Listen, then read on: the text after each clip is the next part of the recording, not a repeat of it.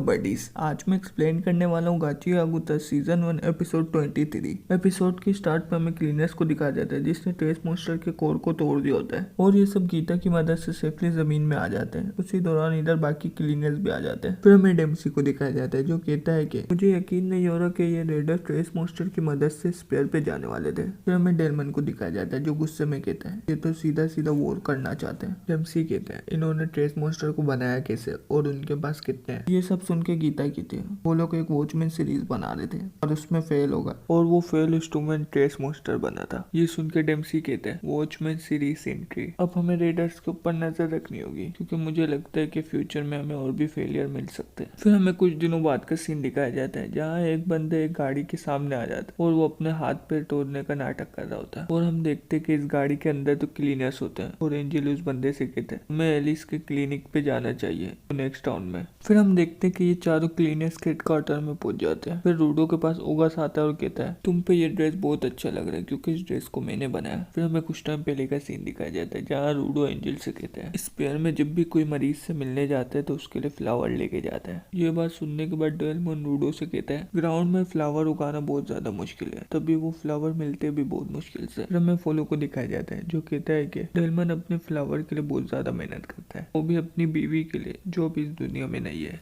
फिर हमें डेलमन को दिखाया जाता है जो कहता है कि ये तो बहुत अच्छी बात है कि अपने पेशेंट के लिए फ्लावर लेके जाना और मुझे ऐसी दुकान पता है जहाँ असली फ्लावर दिख रहे हैं जैसे नकली फ्लावर है। एंजल कहता है मुझे एलिस से मेडिसिन भी लेनी है, तभी हम सब साथ में चलते हैं। फिर हम देखते हैं कि रूडो फ्लावर लेके आ जाता है और वो जनका के रूम के बाहर खड़ा होता है और सोचता है कि जेबर का पॉइजन पूरे उसके जिस्म में फैल गया था, अब वो क्या ठीक होगा। एंजल रूडो से कहता है डरने की कोई बात नहीं है, भले ये एशिया उसको अपनी पावर से ठीक नहीं कर पाई क्योंकि हमें पता ही नहीं था कि जेबर ने कौन सा पॉइजन यूज किया। एंजल फिर जनका के रूम का गेट खोलता है। जनका तो मेडिटेशन कर रहा होता है। एंजल गेट बंद कर देता है और रूडो से कहता है भले ही जनका एक अच्छी फैमिली में पैदा हुआ पर उसे फिर भी नीचे दिखाया गया है। उसकी जिंदगी में एक ऐसा भी पल आया था कि वो सबसे ज्यादा नीचे था पर वो फिर भी अपनी कमजोरियों से लड़के खड़ा हुआ है, तभी ये इतनी जल्दी तो हार नहीं मानेगा और ये एक दिन एक जीनियस से भी ज्यादा अच्छा बन के दिखाएगा। फिर इधर सेमियो की कॉल आती है और सेमियो एंजल से कहती है जनका से मिलने कैनवस टाउन से कोई आया है। हम देखते हैं कि इधर तो मेयर और रिमलिन आए होते हैं। हम देखते हैं कि रिमलिन और मेयर जनका से माफी मांग रहे होते हैं। रिमलिन कहती है मैंने तुम सबकी पीठ में बड़े से अटैक से बचने के लिए स्पेल ट्रू किया था। ये सुन के एंजल कहता है उसी की वजह से तो हमारे कुछ साथी बच पाए थे।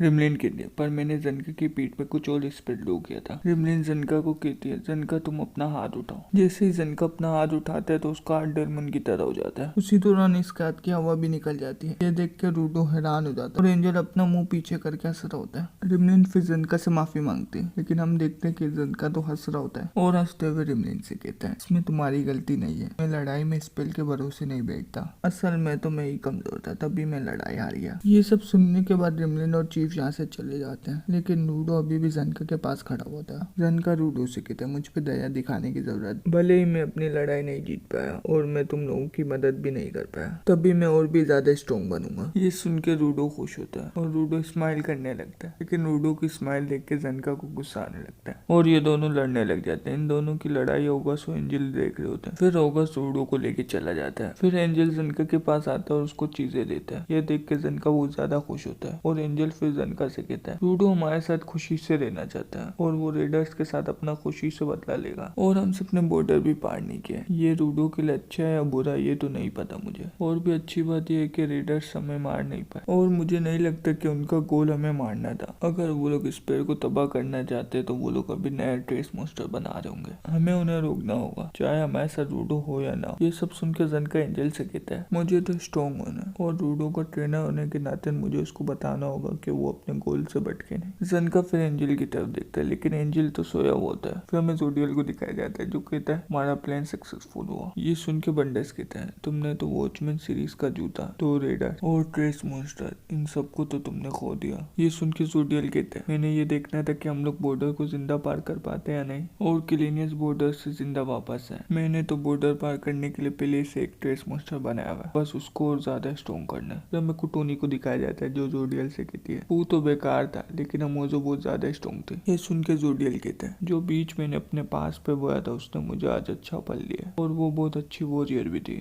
जोडियल फिर बंडस को गिफ्ट देता है। इस गिफ्ट को देख के बंडस बहुत ज्यादा खुश होता है और कहता है मैं रेडर्स के फ्रंट लाइन के स्टार को ज्वाइन करने के बराबर तो नहीं हूँ, पर फिर भी बताओ मेरा पहला ऑर्डर क्या है। ये सुन के जोडियल कहता है जोकर किसी गिवर ने बनाया और उस आदमी को वॉचमैन सीरीज के बारे में भी पता है। इसका मतलब क्या बंडस जोकर वाले आदमी को ढूंढेगा। बंडस जोडियल से कहता है अगर तुम्हें वॉचमैन सीरीज ही चाहिए तो तुमने वो जूते क्लीनर्स के साथ जाने क्यों दिए। जोडियल कहता है हमें पता है कि वो जूते क्लीनर्स के पास है, तभी हम जब चाहे उनसे ले सकते हैं। अब हम वॉचमैन सीरीज के साथ एंट्री के साथ बॉर्डर पार करेंगे। फिर हम देखते कि मोजो ग्राउंड में आ गई होती है और उसके सामने ही होती है। फिर हमें कुछ लोगों को दिखाया जाता है। इसी सीन में एपिसोड नंबर 23 एंड हो जाती है। उम्मीद करता हूँ आपको वीडियो अच्छी लगी होगी। अच्छी लगी है तो लाइक करें, शेयर करें। अगर आप इसका मांगा कवर करना चाहते हैं तो कमेंट करें और आप अगर चैनल पे नए हैं तो सब्सक्राइब करें। मैं आपसे मिलता हूँ अगले वीडियो में, जब तक के लिए सायोनारा।